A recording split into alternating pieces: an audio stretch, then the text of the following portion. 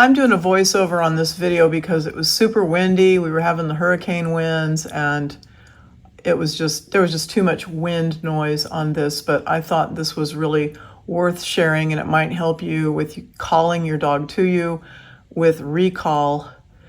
I'm taking care of Dash for the weekend and I'm working on him checking in with me. And I'm not calling him. I have some of his breakfast with me. And when he runs to me, I just give him a bite of food and just let him go about his way. And I'm not calling him. I only call him when he's running towards me and he is committed. I know he's coming to me. I'm not going to call him unless he's actually running to me. Now that seems backwards to a lot of people. You think, oh, I need to call the dog and then it starts running to me. No, I'm just walking in a fenced-in 10-acre area. I'm letting him do whatever he wants, but if he starts to run to me, then I call him and I give him a little bite of food and then I just keep walking. So a lot of times dogs get to where they don't want to come because of what happens when they come. Sometimes when you call your dog, it's to do something to them they don't like. Maybe you're going to put the leash on them and you're going to groom them or, do something that they don't see as fun. Or maybe the worst case scenario is the dog is in trouble. You call it to you and then you scold it, which is really wrong. Never call your dog to you and then scold the dog. So what I'm doing is I'm just walking along, minding my own business. He's running, he's playing. He doesn't get a chance to run in a big 10-acre pasture very often. So he can do whatever he wants. But if he chooses to turn and start running towards me, then I will call him. When he gets to me, I'll give him a little bite of food and then I just keep walking.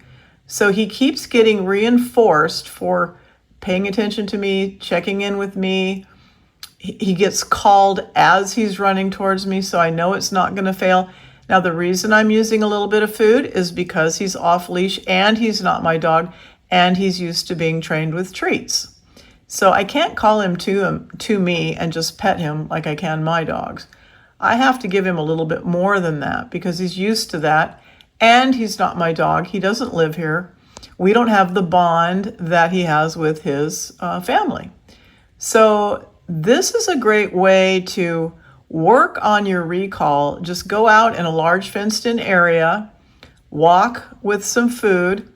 Don't call the dog unless it's running towards you and it has committed to coming to you. When it gets to you, just give it a little bite of food and then just keep on walking. And the dog, it will condition the dog to check in with you. The dog will start going, I'm having a really good time, but I'm going to go check in with my owner. And when the dog checks in, it gets praised, it gets a little bite of food, and then the best part, most important part, is you're not grabbing it and putting it on the leash, or you're not scolding it, or you're not doing some kind of negative to it. You're building a bond, and you're also building the dog's recall. And I'm going to do this for this entire walk, which was 3 laps around my pasture, which is a mile. And every time he decided to come running towards me, he got rewarded for it. So at the end of this little video, I'm going to show you the result. When we got done with this drill, I actually called him from a long distance away, and you are just about to see the result of that. Okay, I'm going to put it to the test. Dash! Dash, come! Dash, come!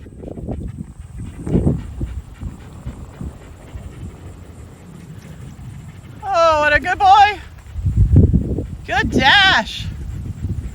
Wow. Good boy, Dash! Look at that. Ooh, let him have it. Here, Storm, let him have it. Thank you. Good job, Dash.